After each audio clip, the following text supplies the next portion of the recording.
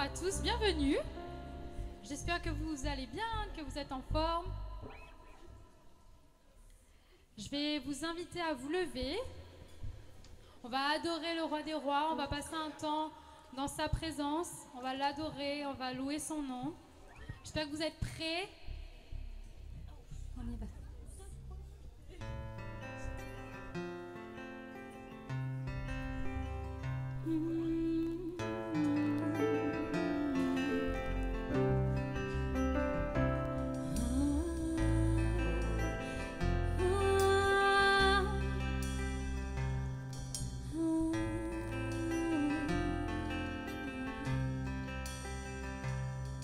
Toute arme forgée contre moi est sans effet.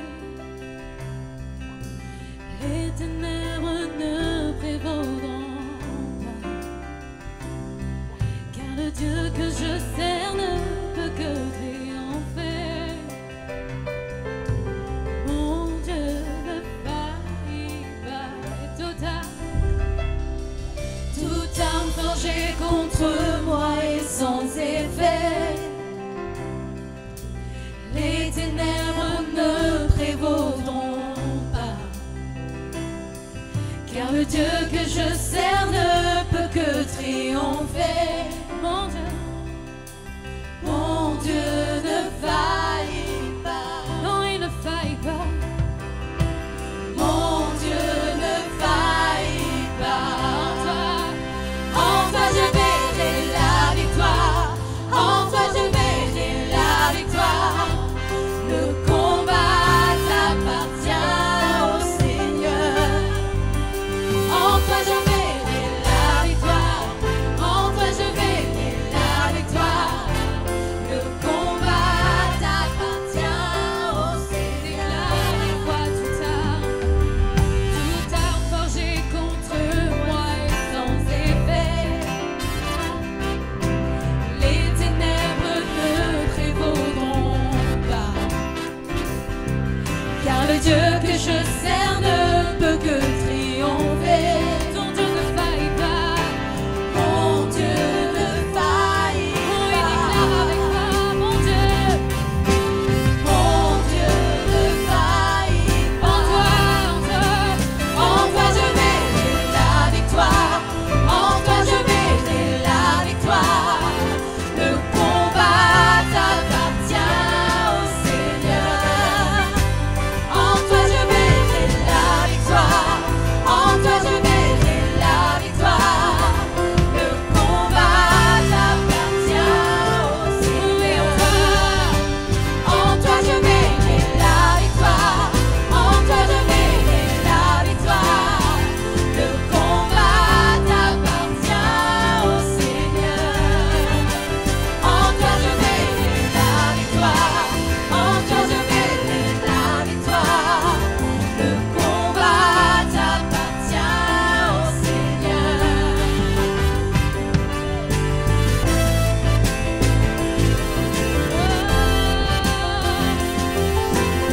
La victoire est en toi. La victoire est en toi, Seigneur.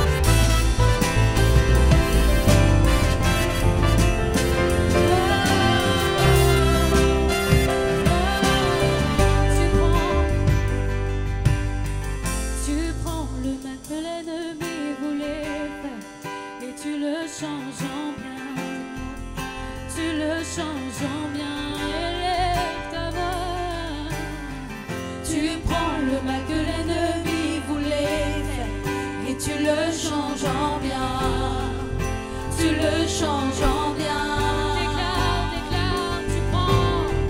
tu prends le mal que l'ennemi voulait faire et tu le changes en bien. Tu le changes en bien. Oui, tu prends le mal que l'ennemi voulait faire et tu le changes en bien.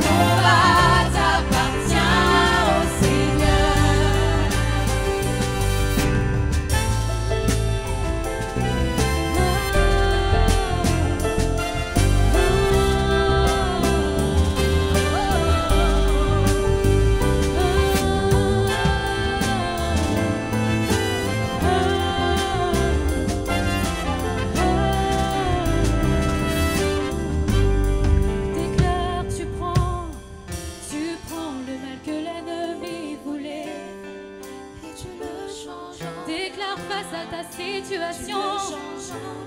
Il a tout vaincu, il a tout vaincu. Tu prends le mal que l'ennemi voulait et tu le changes en bien. Je le déclare et je le crois. Tu le changes en bien. Encore une fois, déclare en face de ton ennemi. Tu prends le mal que l'ennemi voulait faire et tu le changes en bien. Oui, tu changes. Tu le changes en bien. Oui, tu changes. Tu prends et tu changes. Tu prends le mal que l'ennemi voulait faire et tu le changes en bien. Et tu le changes en bien. En toi je verrai la victoire. En toi je verrai la victoire. Le combat t'appartient au Seigneur. Nous avons confiance en toi. En toi je verrai la victoire. En toi je verrai la victoire. Le combat t'appartient au Seigneur. Encore une fois. En toi je verrai la victoire. En toi je verrai la victoire. Le combat t'appartient au Seigneur. En toi je verrai la victoire. En toi je verrai la victoire. Le combat t'appartient au Seigneur. En toi je verrai la victoire. En toi je verrai la victoire. Le combat t'appartient au Seigneur. En toi je verrai la victoire. En toi je verrai la victoire. Le combat t'appartient au Seigneur. En toi je verrai la victoire. En toi je verrai la victoire. Le combat t'appartient au Seigneur. Oui, tout est en toi, en toi.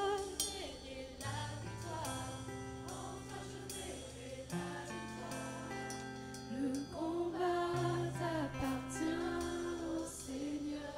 Oh, acclame ton roi, acclame-le, acclame-le ce matin. Il a tout vaincu pour toi.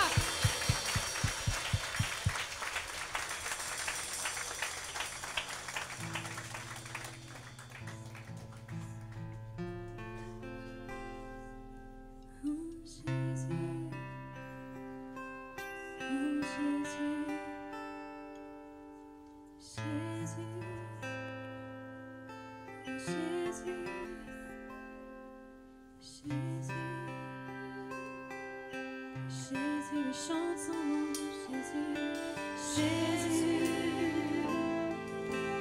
Jésus, Jésus, Jésus, le plus beau nom, chante Jésus, Jésus, Jésus, Jésus, chante encore. Jésus, Jésus, Jésus, le beau Jésus.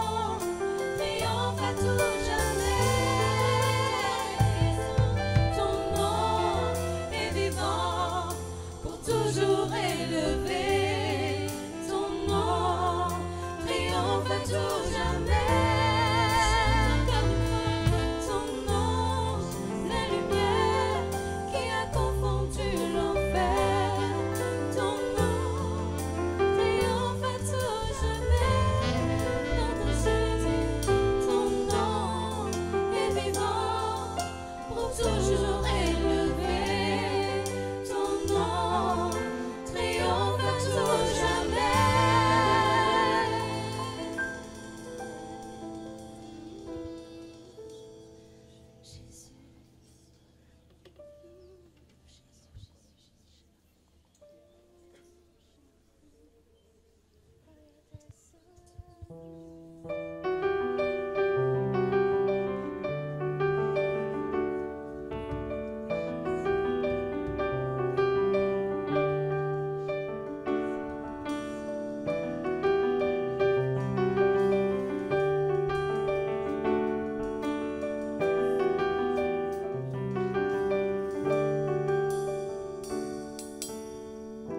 Émerveillé en ta présence, rien ne t'est impossible. Émerveillé en ta présence,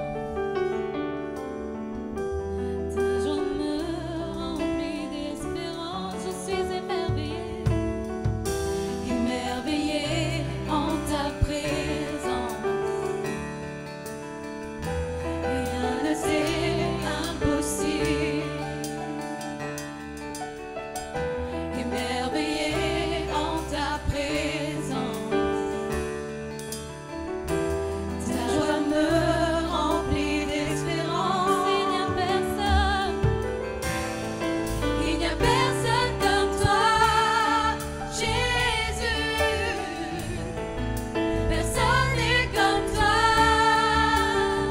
Sur toute la terre, il n'y a personne comme toi, Jésus.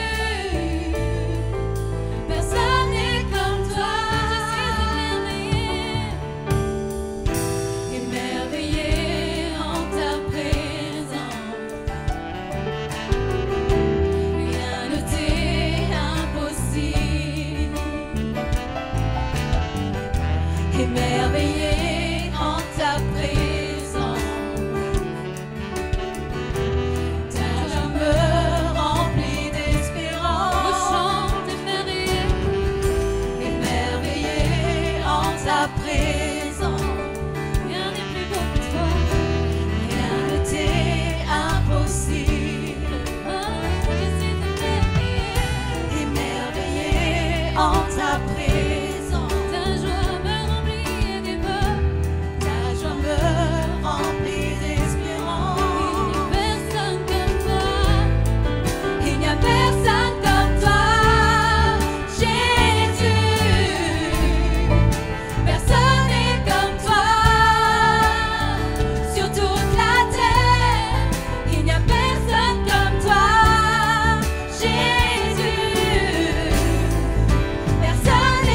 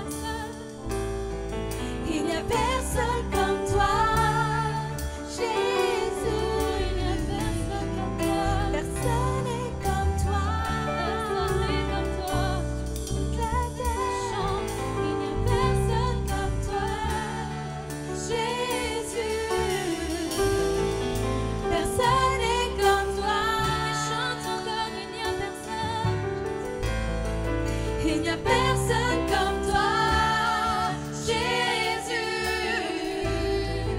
Personne n'est comme toi sur toute la terre. Il n'y a personne comme toi, Jésus. Personne n'est comme toi. Tu fais de grandes choses. Tes œuvres sont glorieuses. Toi le Dieu fidèle, puissant est ton nom. Oh oui, tu fais de grandes choses. Tes œuvres sont glorieuses. Toi le Dieu fidèle, puissant est ton nom. Oh oui, tu fais de grandes choses. Tes œuvres sont glorieuses. Toi le Dieu fidèle, puissant est ton nom. Tu fais de grandes choses. Tes œuvres sont glorieuses. Toi le Dieu fidèle, puissant est ton nom. Il n'y a personne comme toi, Jésus. Personne n'est comme toi sur toute la terre. Il n'y a personne comme toi, Jésus. Personne n'est comme toi. Il n'y a personne comme toi, Jésus. Personne n'est comme toi sur toute la terre.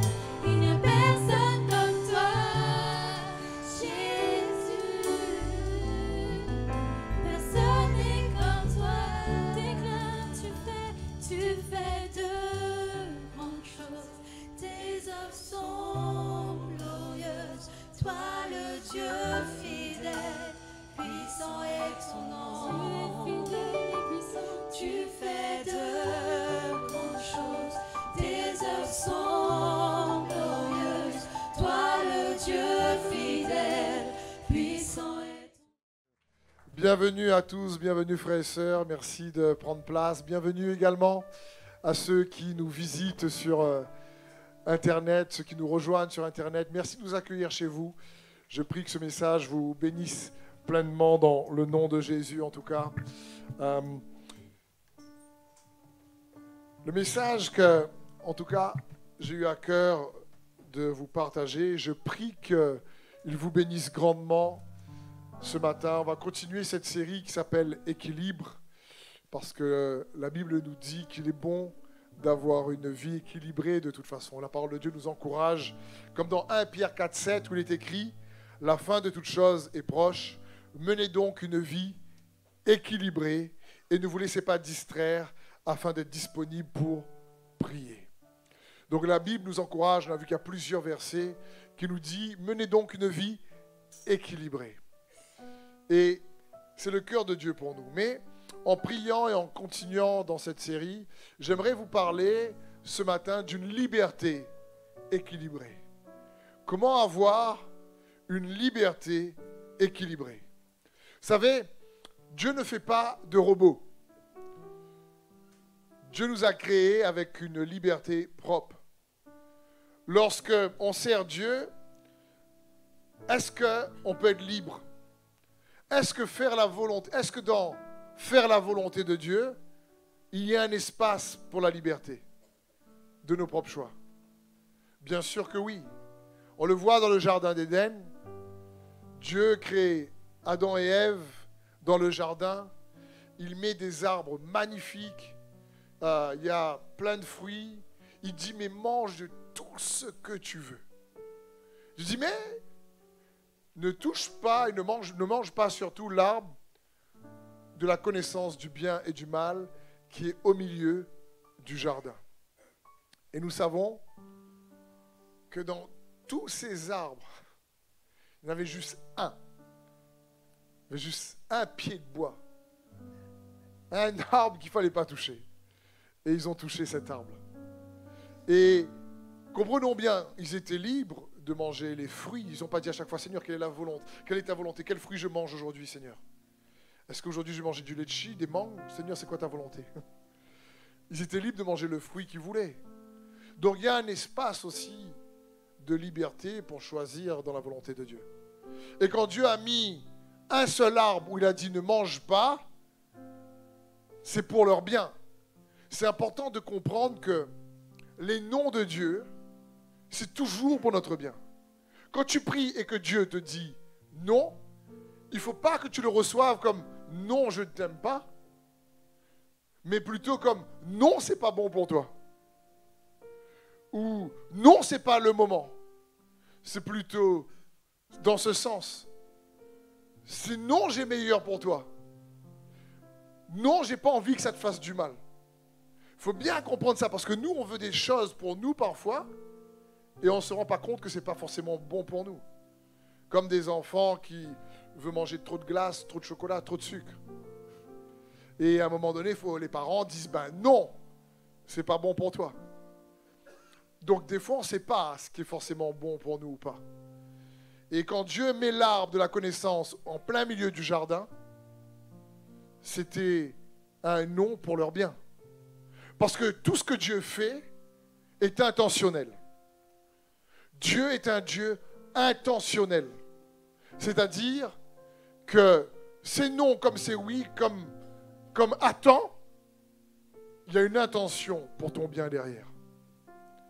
Quels que soient les oui, les non ou les attends de Dieu pour toi, c'est toujours conduit par son amour pour toi. Quand Dieu dit à Adam et Ève ne touche pas à l'arbre au milieu du jardin, c'était pour leur bien. Parce qu'ils étaient libres. Et pourquoi une liberté équilibrée? Parce qu'on peut utiliser notre liberté pour détruire, pour nous détruire, pour détruire les relations, pour détruire notre santé. Parfois, on est piégé par notre propre liberté. Quelqu'un peut dire, je suis libre de faire ce que je veux, donc si je veux me droguer, je me drogue. Et malheureusement, s'il se drogue, automatiquement, sa liberté risque de le détruire lui-même. Et donc, parfois, on ne sait pas vraiment utiliser notre liberté. La Bible dit dans 2 Pierre 2,19, ils promettent la liberté quand ils sont eux-mêmes esclaves de la corruption, car chacun est esclave de ce qui a triomphé de lui. Quelqu'un peut dire, non, je suis libre de fumer, et puis après, il est esclave de l'addiction qu'il a. Parce que la parole de Dieu est claire, on devient esclave de ce qui a triomphé de nous.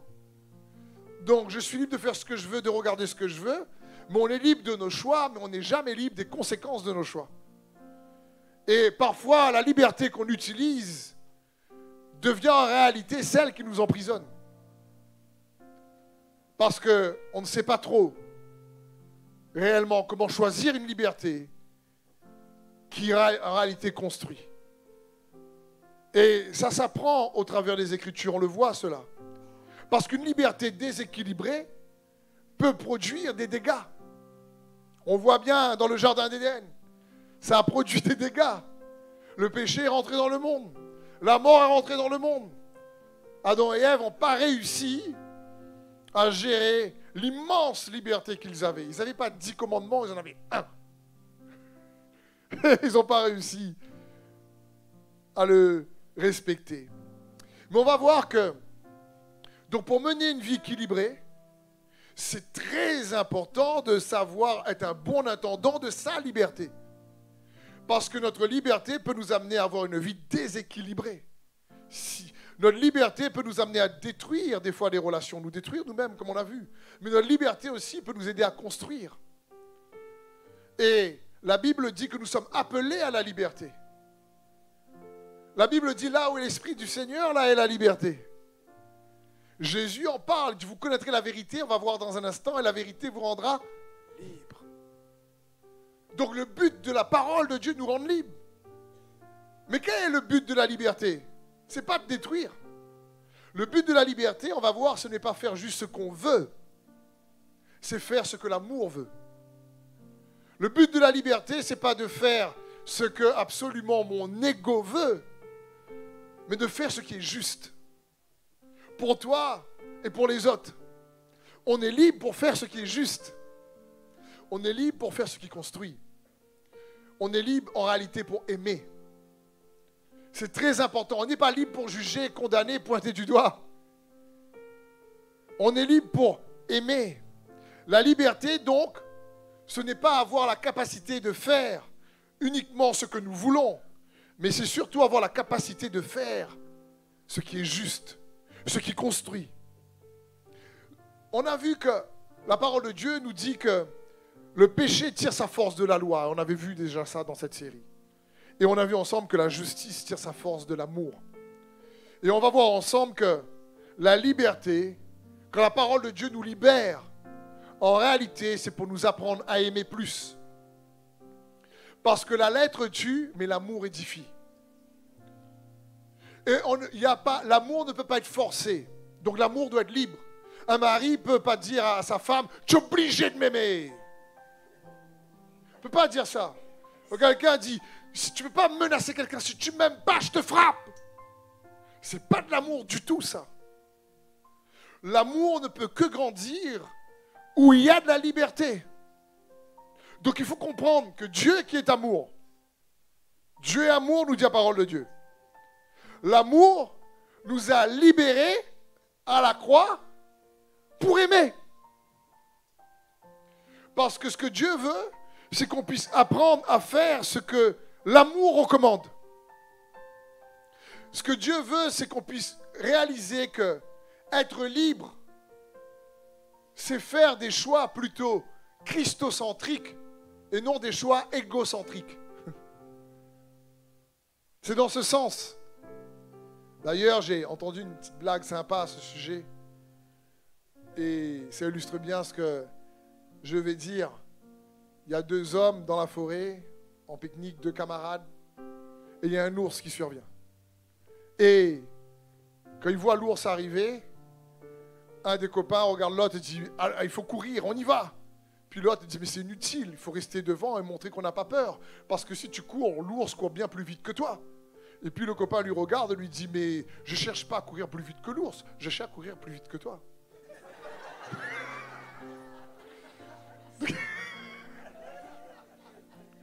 Donc,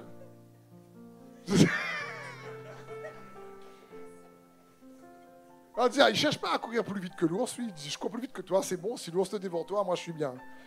Son ventre sera plein. Pourquoi? Parce que il faut comprendre la liberté qui est conduite uniquement par l'ego, va pas nous permettre de penser forcément aux autres pour édifier la relation, mais va nous permettre de penser à nous en utilisant les autres pour nous aimer nous. Et c'est compliqué pour chacun d'entre nous, on apprend tous, parce qu'on va voir qu'il faut progresser dans la liberté, il y a un progrès. Et la liberté nous est donnée pour aimer, parce que l'inverse de l'amour dans la parole de Dieu, ce n'est pas uniquement la haine, c'est aussi la peur. La Bible dit que l'amour parfait bannit la peur. Parce que quand tu aimes, tu as envie de prendre soin des autres. Mais quand tu as peur, tu prends uniquement soin de toi. Tu dis oui, comme j'ai peur de l'ours, je vais courir plus vite parce que c'est toi qui vas en pâtir. Moi, je serai sauvé. La peur, c'est qu'est-ce que je peux faire pour me protéger au détriment de ce que l'autre peut penser. L'amour, c'est qu'est-ce que je peux faire pour que l'autre aussi soit édifié. Et donc, la liberté, une liberté équilibrée, est une liberté agissante par l'amour. On va voir que le but de la liberté, c'est d'apprendre à aimer. Quand Jésus dit, vous connaîtrez la vérité vous rendra libre, ce n'est pas juste pour jouer canette. Je obéis, c'est pour aimer. Le but de la liberté, c'est d'aimer. On est libre pour aimer. L'amour donc nous a rendus libres pour que nous puissions utiliser notre liberté pour aimer. Et Dieu nous libère et il ne veut pas qu'on soit forcé à l'aimer. Quand Dieu nous libère par amour à la croix, il désire qu'on réalise qu'il nous a tellement aimés que personne n'a obligé Jésus de mourir pour nous. Sa vie, il pouvait ne pas la donner s'il voulait. Il a dit, le Père m'a laissé le choix de donner ma vie ou pas. Il avait le choix, Jésus. Mais il voulait nous montrer que son amour le poussait à se donner pour nous. C'est dans ce sens, il a fait librement. Parce qu'encore une fois, on ne peut pas aimer s'il n'y a pas de liberté. Et un couple ne peut pas grandir dans l'amour s'il n'y a pas de liberté. Et parfois, la peur vient voler la liberté, créer le manque de confiance, créer le doute, créer la jalousie, créer les suspicions. Et du coup, la relation en pâtit. Et pourtant, Dieu dit, vous connaîtrez la vérité vous rendra libre. C'est ce que Jésus désire pour toi et moi. La liberté, encore une fois, et c'est bon de le répéter, c'est la capacité de faire ce que l'amour recommande. Je sais qu'il y a de belles définitions dans la Constitution française, où la liberté s'arrête là où l'autre commence, ou c'est dans ce sens, mais tu sais jamais la tienne, elle s'arrête où vraiment. Et l'autre, ça commence où vraiment. Donc, on ne sait pas des fois nos propres limites et les limites des autres. Et après, en utilisant une liberté peut-être un peu trop, en dépassant un peu trop les limites, on peut se blesser ou s'offenser. Donc, Galates 5,13 nous donne cette belle définition. Frères et sœurs, c'est à la liberté que vous avez été appelés.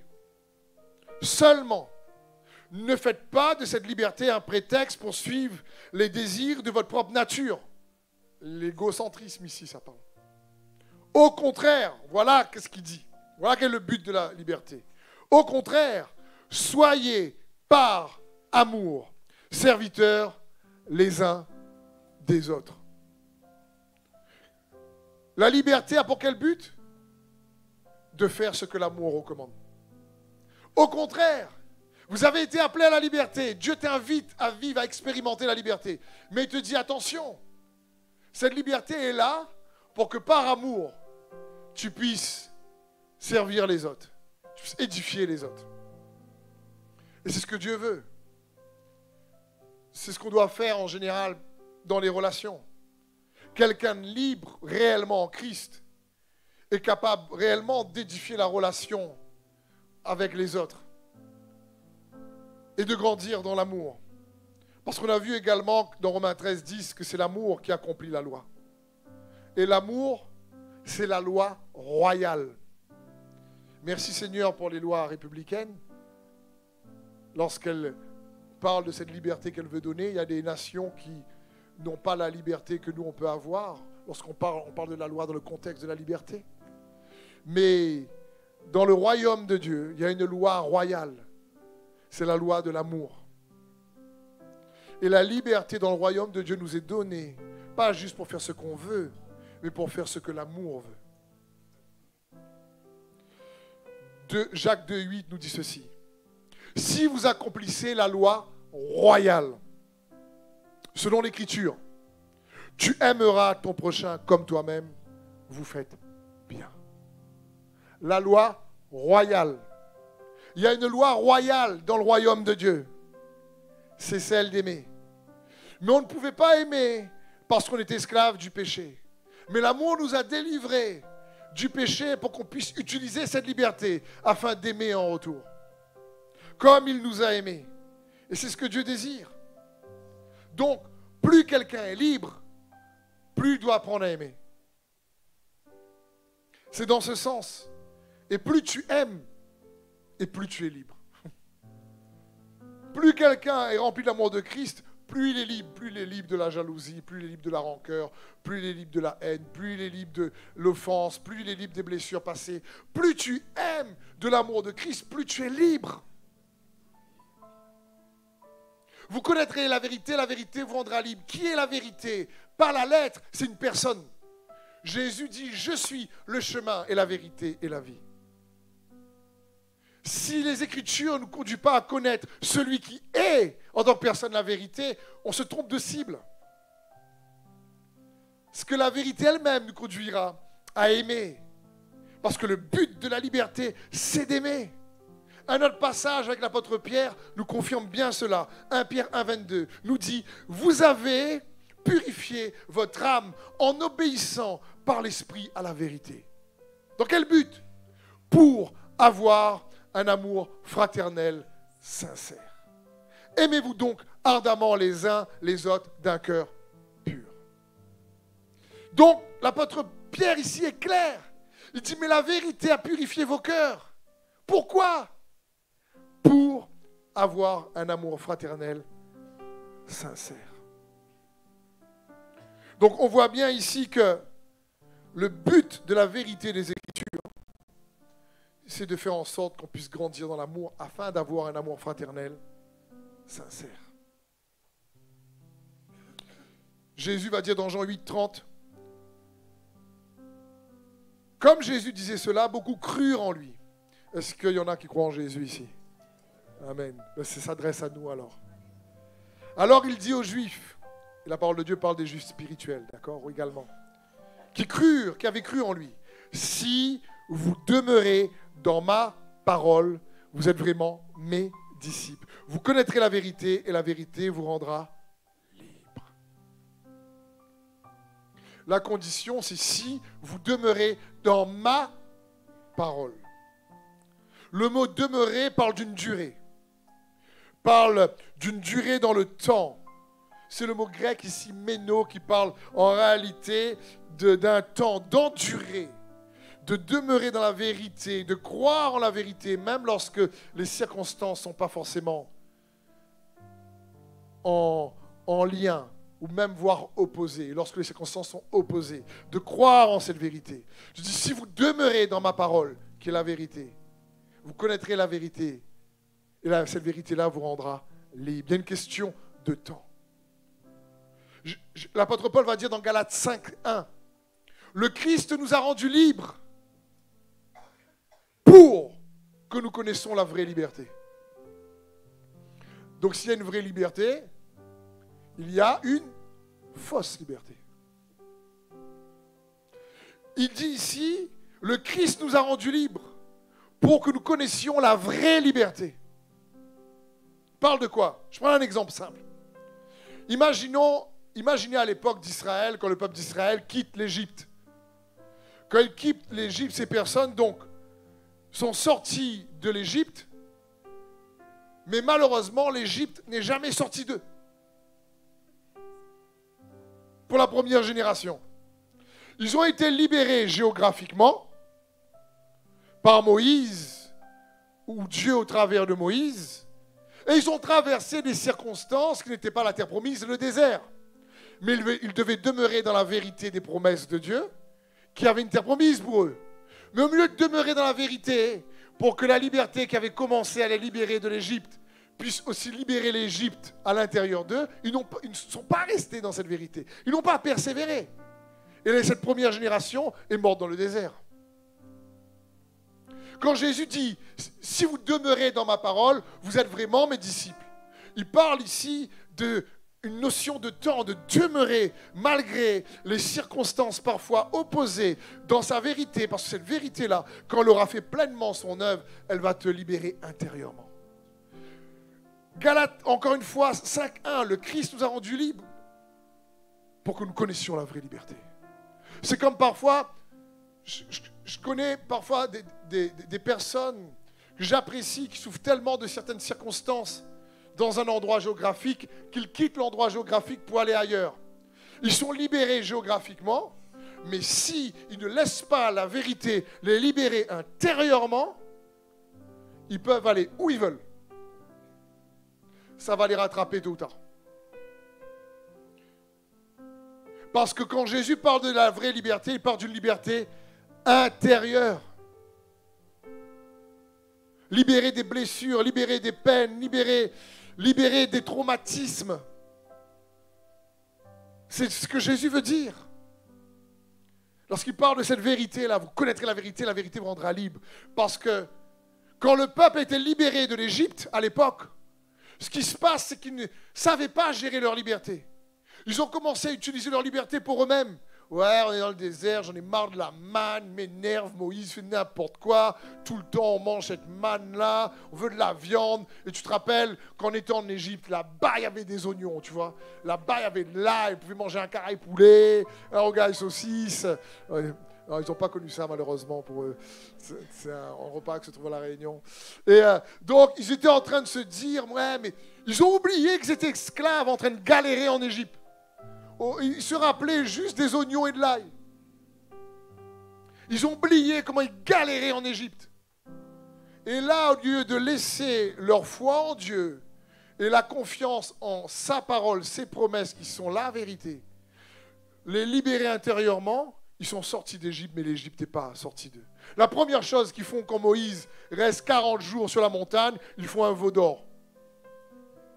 C'est quoi le veau? C'est un dieu de l'Égypte. Ce qui était en eux a refait surface. Ils n'ont pas pu expérimenter cette vraie liberté. Mais là, Jésus dit à ceux qui ont cru en lui, à ceux qui disent Seigneur Jésus, je crois en toi, à ceux qui ont cru en lui, si vous demeurez dans ma parole, vous connaîtrez la vérité. Vous serez vraiment mes disciples et vous connaîtrez la vérité. Cette vérité vous rendra libre. Parce qu'il y a une notion de temps. On te dit demeure, demeure, demeure. Parce que même si les circonstances vont sembler à l'opposé de ce que je te dis, ne marche pas par la vue, marche par la foi. Et tu verras qu'à un moment donné, cette vérité en laquelle tu crois va opérer une opération dans ton cœur qui va réellement circoncire ton cœur des blessures, de la condamnation, des erreurs, de la rancœur, de la haine qui t'affectait intérieurement. Et ça, c'est ce que Jésus désire pour chacun d'entre nous. Tous. Si tu désires savoir c'est quoi ton appel, allez, on est à l'église destinée.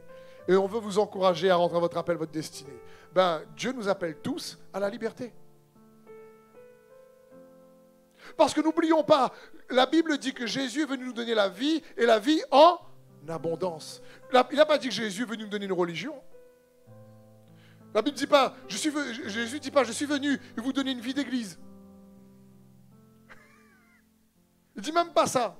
Merci Seigneur pour la vie d'église. Merci d'être là, frères et sœurs. Mais c'est pas l'appel, c'est la vie. Jésus est venu pour nous donner la vie pour que tu vives. Pour que ton couple vive. Pour que ta famille vive. Pour que tu sois un couple, une famille plein de vie, plein de paix, riche en joie, riche en espérance. Ça ne veut pas dire qu'il n'y aura pas de défis, de souffrances ou de difficultés. Mais malgré le fait que tu peux traverser la vallée de l'ombre de la mort, la vie est avec toi. C'est dans ce sens. Malgré la tempête qui fait rage, la paix est avec toi.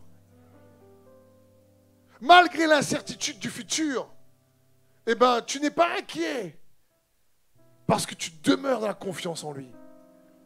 Mais c'est ça, libérer de l'inquiétude, libérer des peurs. Et c'est l'appel à Dieu, appelle chacun d'entre nous à la liberté. Mais si on ne sait pas à quoi la liberté sert, on va avoir une liberté déséquilibrée. Et on va confondre et on va utiliser la liberté pour faire uniquement ce qu'on veut. Et encore une fois, on est libre de nos choix, mais pas des conséquences de nos choix. Je l'ai déjà dit, mais il est bon pour nous de réaliser et on grandit dans cette réalité qu'on découvre au fur et à mesure. Il y a beaucoup plus de liberté à faire la volonté de Dieu qu'à faire notre propre volonté. Je le répète. Avec un petit peu d'expérience, et j'en ai encore beaucoup à avoir. Mais j'ai réalisé que il y avait plus de joie et de liberté à faire la volonté de Dieu qu'à faire ma propre volonté. Parce que ma propre volonté, sur le coup, il y a une liberté apparente. Mais après coup, je me suis dit, peut-être que je n'aurais pas dû faire ça.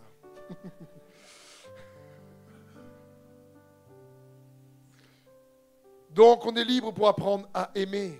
Je prenais cet exemple il y a une semaine ou deux en arrière. On avait une réunion à l'église et je disais, c'est comme les enfants. Lorsqu'ils sont jeunes, on va dire, fais ton lit, on va dire, aide-nous à faire la vaisselle, ou aide papa, maman, passe les balais à nettoyer, range ta chambre. C'est normal, et quand on reçoit des gens, on dit, écoute, mets le couvert, aide-nous, etc. Et en général, un enfant, sur le coup, il ne fait pas, oui papa, oui maman. J'ai été enfant, donc je sais. On va dire plutôt, t'es m'énerve. Ils ont regardé la télé, toujours en train de faire. Pourquoi ils invitent les gens? Ils sont pas invités. Ceux qui invitent les gens, c'est moi qui dois mettre le couvert. N'importe quoi, papa et maman. Là. C'est plus comme ça en réalité. en général. Est-ce qu'il y a des parents dans ce lieu? Oui. Est-ce que quelqu'un a été déjà enfant dans ce lieu? Bon, vous me comprenez tous alors. Donc c'est pareil. Et puis après, quand l'enfant grandit, prend ses propres responsabilités, il est à la fac, et là, il est loin de sa famille, par exemple, et là, il dit, là, je remange encore des boîtes de conserve. Et puis il voit là sur WhatsApp, c'est sa maman qui lui montre, regarde le bon curry qu'on mange. Maman, j'en ai marre de manger les conserves. Et puis après, il va dans le travail, puis il se rend compte qu'il faut payer les factures, il faut nettoyer la maison, il faut payer les impôts, les responsabilités. Puis il réfléchit, il dit, papa, maman, c'était bien quand même. En fin de compte, je n'aimais pas l'école quand j'étais jeune, mais en fin de compte, l'école, il y a moins de problèmes, je trouve. Et puis après, à ce moment-là, qu'elle arrive chez papa et maman, et il y a des invités, il est grand, il a grandi dans l'amour, et ses parents lui demandent même plus est-ce que tu peux aider? Il dit, papa, tu veux que je t'aide à faire la vaisselle? Est-ce que tu veux que je passe le balai? Est-ce que tu veux que je mette le couvert? Est-ce que je peux participer? Parce que cette fois-ci, il n'est plus conduit par le devoir ou l'obligation. Il est conduit et contraint par l'amour lui-même en lui. Ce que Dieu veut, c'est que l'amour nous libère pour qu'on utilise notre liberté pour grandir dans l'amour. Afin, comme l'apôtre Paul a dit dans 2 Corinthiens 5, 14, il a dit ceci. Car l'amour de Christ nous presse. Car nous estimons que si un seul est mort pour tous, tous sont donc morts. Car l'amour de Christ nous presse. Dieu ne désire pas qu'on le serve par obligation. Il ne désire pas que tu viennes à l'église par obligation. Il ne désire pas que tu pries par obligation. Il ne désire pas que tu donnes ton offrande par obligation.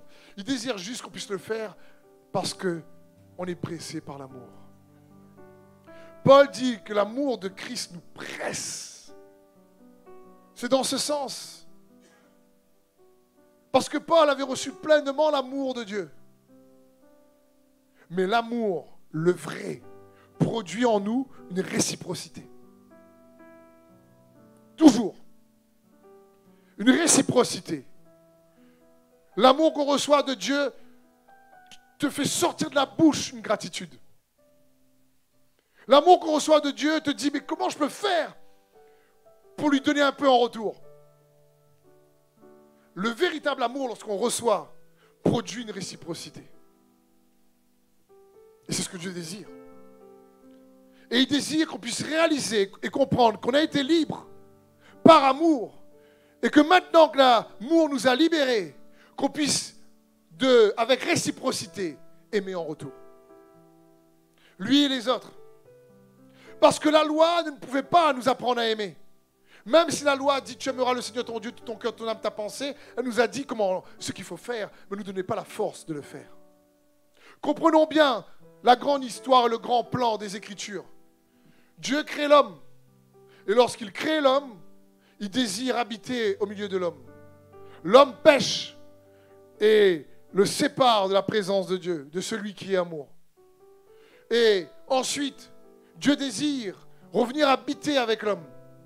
Et donc, il choisit une famille, Abraham et ses descendants. Et à l'époque de Moïse, il désire revenir au milieu d'eux. Mais ils disent non, il fait trop peur, lui.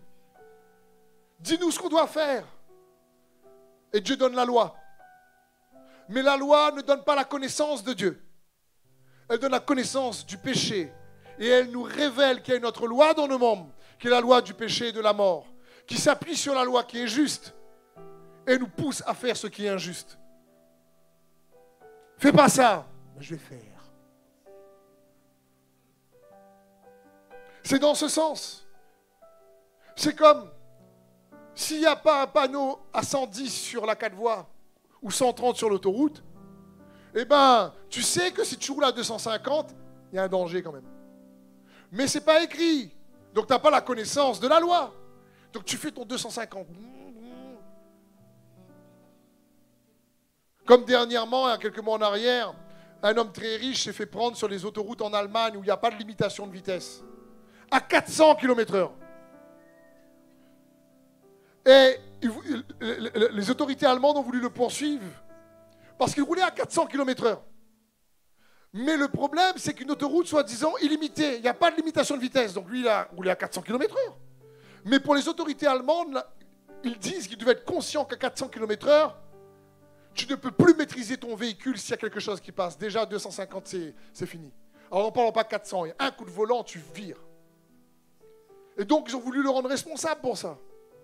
Mais il n'y avait pas la connaissance de la loi. La loi, c'est illimité. Ben, il te dit, 400, c'est bon. Mais dans sa conscience, il sait que 400, c'est pas bon. Donc, le péché était dans le monde avant que la loi arrive.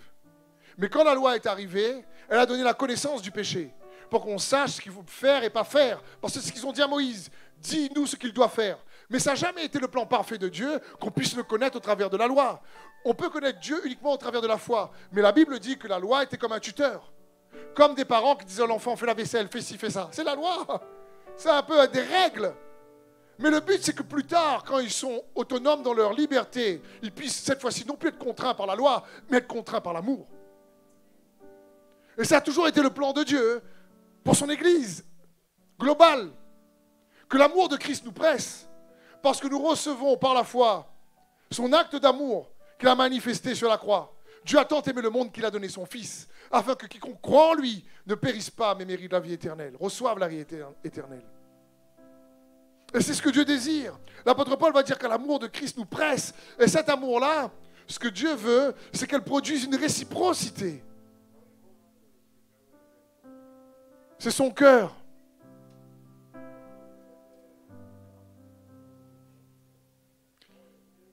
C'est le cœur de Dieu. Il ne demande pas, mais il désire. Celui qui reçoit vraiment. C'est comme quel mari ou quelle femme, son mari, ton mari tout le temps te montre des actes d'amour, tout le temps te montre des amours, jamais tu y réponds. Ou ta femme tout le temps te font des actes d'amour, jamais tu y réponds. Ben là, c'est un autre répondre, tu vas voir.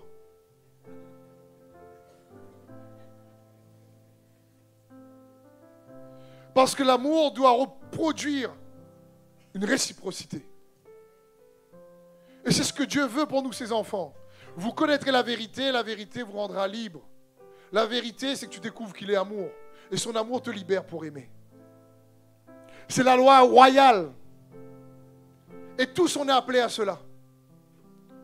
Afin de pouvoir avoir une liberté qui est en réalité catalysée, canalisée, agissante par l'amour. Christocentrique et non égocentrique. Amen. C'est pour ça que je vais vous partager ce thème sur une liberté équilibrée. Parce que c'est ce que Dieu désire. Réciprocité dans l'amour. Cette réciprocité, écoutez bien ceci, dans l'amour, va nous conduire à choisir ce qui est juste pour les autres, ce qui édifie, qu'ils soient chrétiens ou pas. La liberté dans l'amour va toujours nous conduire réellement à montrer les autres qu'on les aime, à édifier, parce que la lettre tue et l'amour édifie.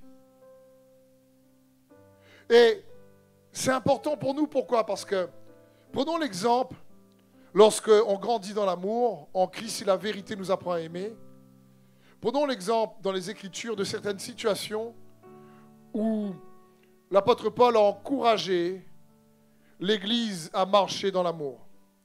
Et non pas marcher réellement selon la loi. Parce que la loi était un tuteur. N'oublions pas, Paul a évangélisé Corinthe, Galate, et il n'avait pas de background. Il ne connaissait pas l'Ancien Testament. Il ne connaissait pas la théologie de l'Ancien Testament. C'était des gens qui étaient polythéistes, comme on dit. Ils adoraient plein de dieux.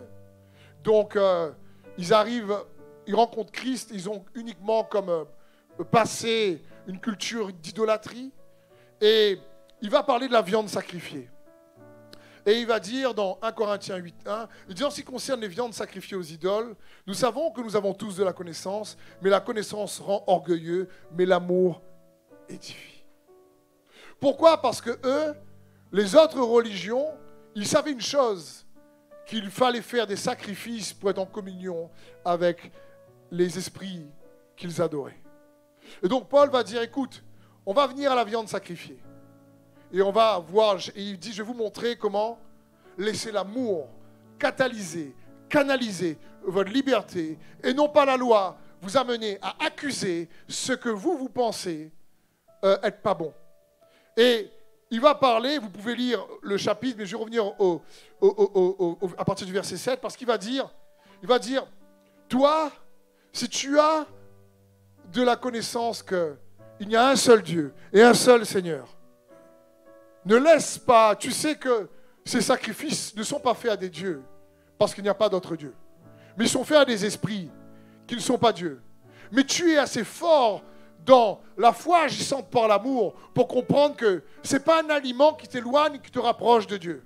Donc toi, tu sais, si tu es sacrifié, tu t'en fiches. Tu pries, tu brises ta faim, tu manges. Parce que tu sais que ça ne te fera rien.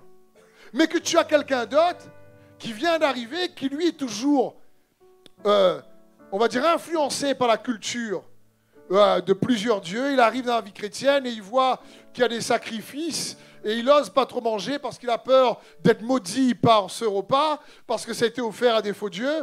Il te dit, ben toi, par amour, ne mange pas devant lui pour ne pas le faire tomber. Et on voit ça au verset 7. Il va dire, mais tous n'ont pas cette connaissance. Quelques-uns, marqués par la manière dont ils perçoivent encore les idoles, mangent des viandes comme leur étant sacrifiées. Et leur conscience, qui est faible, en est souillée. Or, ce n'est pas un aliment qui nous rapproche de Dieu.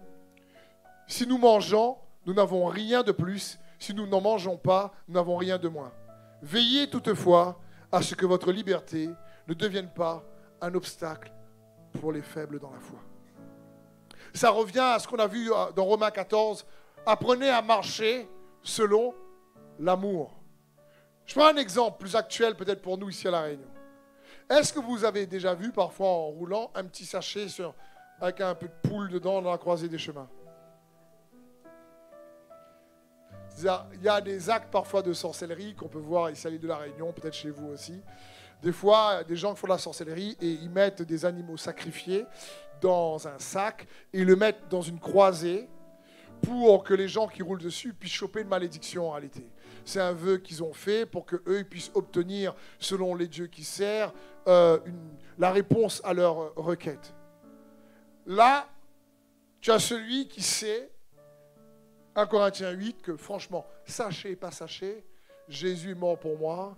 Ce n'est pas un sachet que je vais rouler dessus ou pas qui va m'apprendre malédiction ou pas. Pourquoi? Parce qu'il est convaincu que Jésus est devenu malédiction pour lui à la croix, afin que nous puissions devenir en Jésus-Christ bénédiction.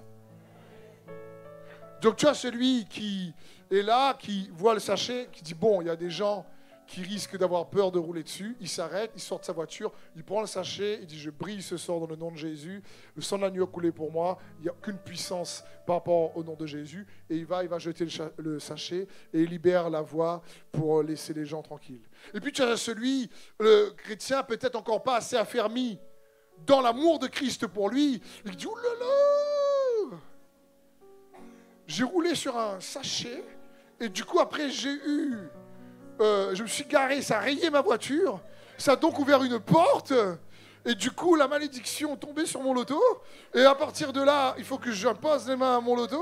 Bon, bref.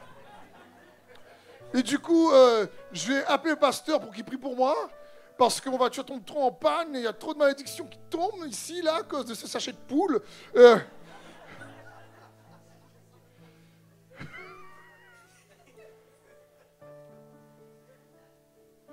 Je ne vais pas la main, mais qui a peur de ce petit sachet, hein?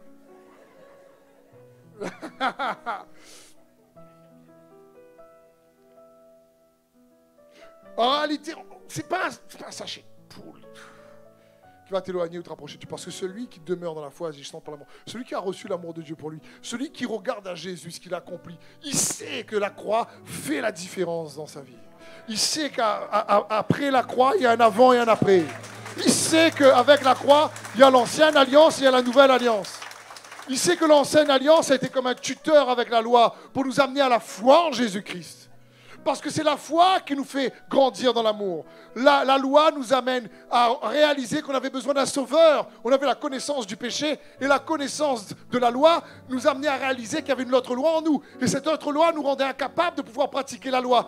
Donc on criait après un sauveur qui allait pouvoir nous aider, de pouvoir vivre de manière juste. C'est pour ça que l'apôtre Paul va dire dans Romains 6, « Je veux faire le bien et je ne le fais pas. Je ne veux pas faire le mal et je le fais. Mais qui me délivrera de ce corps voué à la mort? Jésus-Christ, notre Seigneur. » Voilà ce que l'apôtre Paul dit.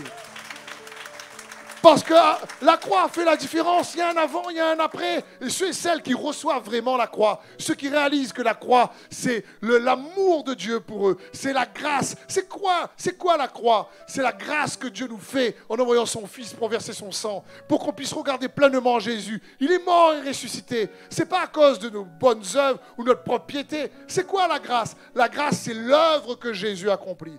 Quand on voit l'œuvre de Jésus, quand on est sauvé par grâce, c'est pas par nos efforts, mais c'est par son effort. C'est pas par nos bonnes œuvres, c'est par son œuvre sainte. C'est ça la grâce. La grâce, c'est réaliser que l'œuvre que Jésus accomplit pour toi et moi est imméritée et gratuite et on le reçoit que par la foi. Seule la foi nous pouvait nous permettre de recevoir cette œuvre qui est une démonstration de l'amour de Dieu. Et quand tu reçois réellement cet amour, ça produit une réciprocité. Et tu apprends plus à aimer. Tu es libéré pour aimer. Et quand tu grandis dans cet amour catalyse même ta conscience pour pouvoir faire des choix plus justes. Amen. C'est ce que Dieu veut. C'est pour ça que l'amour renforce et éclaire notre liberté de conscience. Vous savez, la conscience, c'est comme une alarme. C'est comme une lumière. Mais le manque d'amour rend la conscience obscure. Alors que l'amour de Dieu éclaire la conscience. Et c'est ce que l'apôtre Paul voulait dire à un moment donné dans Romains 2, 13. Il va dire, ce ne sont pas en effet ceux qui écoutent la loi qui sont justes devant Dieu, mais c'est ceux qui la mettent en pratique qui seront justifiés.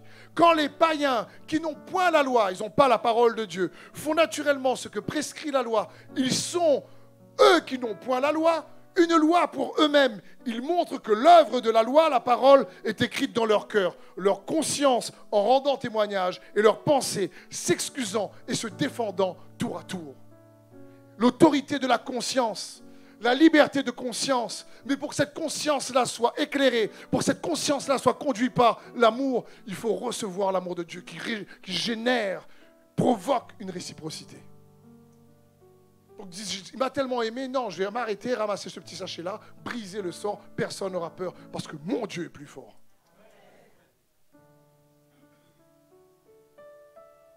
C'est dans ce sens. Et la conscience, c'est cette alarme-là. Romains 14, 5, on a vu, tel fait distinction entre les jours, tel autre les estime tous égaux, que chacun ait en son esprit une pleine conviction. Celui qui distingue entre les jours agit ainsi pour le Seigneur. Celui qui mange, c'est pour le Seigneur qu'il mange, car il rend grâce à Dieu. Celui qui ne mange pas, c'est pour le Seigneur qu'il ne mange pas, et il rend grâce à Dieu. Au verset 1, faites accueil à celui qui est faible dans la foi, et ne discutez pas sur les opinions. Verset 12, Romains 14 toujours. Ainsi donc, chacun de nous rendra compte à Dieu pour lui-même. Que tu manges ou que tu ne manges pas. Ici, ça veut dire, on doit diffuser l'opinion de l'amour de Dieu et pas l'opinion de nos propres pensées. Uniquement. Et on est libre de penser, mais parfois, ce qu'on pense ne construit pas. Je prends un exemple de liberté de conscience. Lorsque c'est conduit par l'amour. Imaginons une église qui a un style un peu moderne et qui, lors des soirées louanges, le soir ou autre, ou lors des cultes, met des jeux de lumière pour donner un design. Tu as ceux qui sont un peu peut-être faibles dans la foi, qui disent une boîte de nuit. Le monde est rentré dans l'église. Il va dire aux autres, ne rentre pas dans cette église, c'est une boîte de nuit. La lumière est claire comme ça. Et quand ils sont dans la louange, ils sont comme ça. Et donc, il dit, oulala, cette église-là, il y a un souci. Et ceux qui savent que ce n'est pas une lumière qui va t'éloigner ou t'approcher de Dieu. Ce n'est pas parce que tes yeux vont faire mal à la fin que ça va t'approcher ou t'éloigner de Dieu. Parce que tu sais que, comme il a dit, ce n'est pas un repas ou ce que tu manges pas qui t'approche ou pas de Dieu. C'est ton cœur. Ce n'est pas une lumière, un jeu de lumière qui t'éloigne ou pas de Dieu. C'est ton cœur. Ce n'est pas un rideau noir ou un rideau blanc. C'est ton cœur. Mais ceux qui sont fragiles disent, oulala. Et peut-être que pour toi, un jeu de lumière, c'est un péché. Mais c'est un péché que pour toi-même. Parce que dans les Écritures, il n'est pas écrit, ne mettez pas de jeu de lumière dans l'église.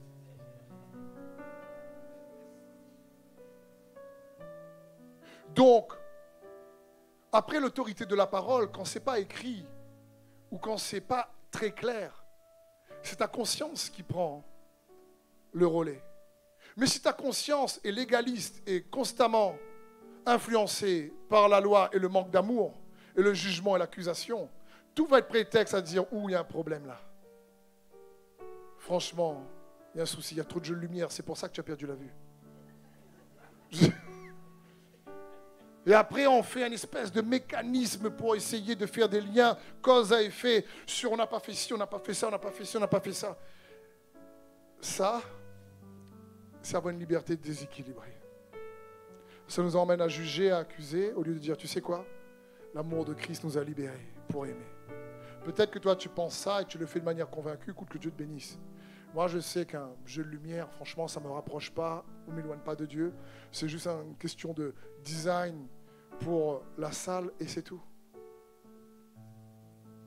C'est ce que nous devons juste réaliser. Et combien de fois l'Église globale, l'Église avec un grand E, il y a eu des tensions, malheureusement, pour ce genre d'incompréhension. Avant, l'instrument préféré et saint, c'était l'orgue. Quand la guitare électrique est arrivée, la batterie est arrivée, c'était le diable. Dire attention, oh, regarde cette église-là, il y a une guitare électrique, c'est le bébête. Mais là, encore une fois, malheureusement, dans les Écritures, c'est pas clair, c'est pas écrit, ne faites pas la louange avec la guitare électrique. Il n'y avait pas, ces instruments n'existaient pas à l'époque des psaumes. C'était la sitar, la harpe. Il n'y avait même pas l'orgue non plus, de toute façon. Hein. Donc, qu'est-ce qui fait que l'orgue est devenu comme ça, un coup, l'instrument saint? L'homme, la conscience. Si toi, ta conscience te dit, ne mets pas de batterie et de guitare électrique, cool. Et tu es prêt à adorer le Seigneur avec l'orgue et ta voix. Amen. Dieu accepte, il t'adore. Juge pas l'autre, celui qui met la guitare électrique et la batterie. Parce que ni la guitare électrique, ni la batterie nous rapprochent, nous éloignent de Dieu. C'est ta conscience. Mais lorsque la conscience manque d'amour, elle va juger, elle va condamner, elle va accuser. Mais on n'a pas eu la vérité, et on l'a vu tout à l'heure, pour juger, accuser. On a eu la vérité pour aimer. Et laisser l'amour nous éclairer et nous guider. Je terminerai sur un exemple qui peut parler peut-être au couple. Et la fois prochaine, on reviendra sur ce passage. Parce que je sais que c'est important de prêcher dans l'Église sur la liberté en Christ. Qu'il y ait une liberté qui doit être agissante par l'amour pour faire ce que l'amour nous recommande, pour faire ce qui est juste pour Dieu, pour les autres et pour nous-mêmes. Parce qu'il y a un type de liberté qui nous détruit nous-mêmes. Et si la liberté n'est pas conduite par l'amour de Christ, elle risque d'assombrir notre conscience. On ne devient pas chrétien pour devenir endurci.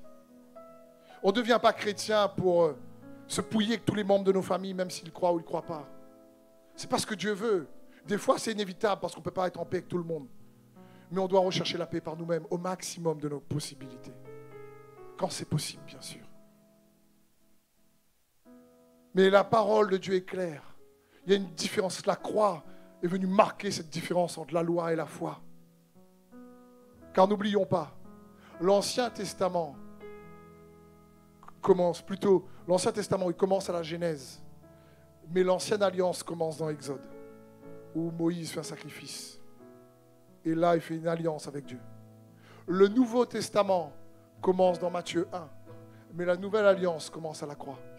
Parce que la parole de Dieu est claire. Il n'y a pas d'alliance sans verser le sang. Et quand on regarde ça, on réalise que la croix a marqué une différence. Il y a un avant et un après. Il y a beaucoup de choses qui ont changé. L'ancien qui était aboli, mais le nouveau veut que par amour, par la foi en Dieu, on reçoive cet amour qui produit une réciprocité, qui éclaire notre conscience et qui nous permet de prendre plus en considération. Tant que ce n'est pas, bien sûr, des péchés, tant que ce n'est pas noir, tant que ce n'est pas n'importe quoi, mais prendre en considération les différences, prendre en considération l'unicité de chacun pour laisser l'amour prédominer à chaque fois. Parce que ta conscience est éclairée.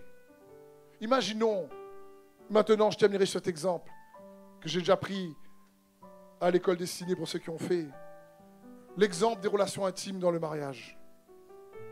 La parole de Dieu ne dit pas la fréquence, ne parle même pas de position, pas opposition, de position. Ne parle même pas de... La Bible dit que le lit conjugal soit exemple de souillure. Pour vaquer la prière, mettez-vous d'accord pour vous priver l'un de l'autre, mais juste en accord pour un temps. Ce n'est pas très explicite. Qu'est-ce qui va faire la différence?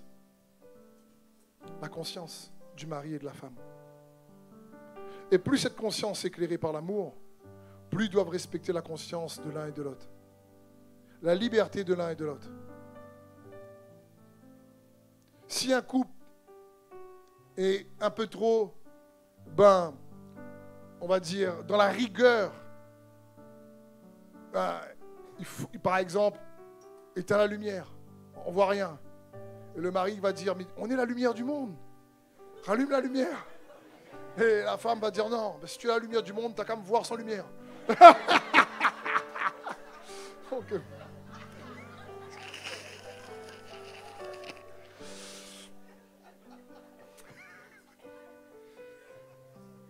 Bref,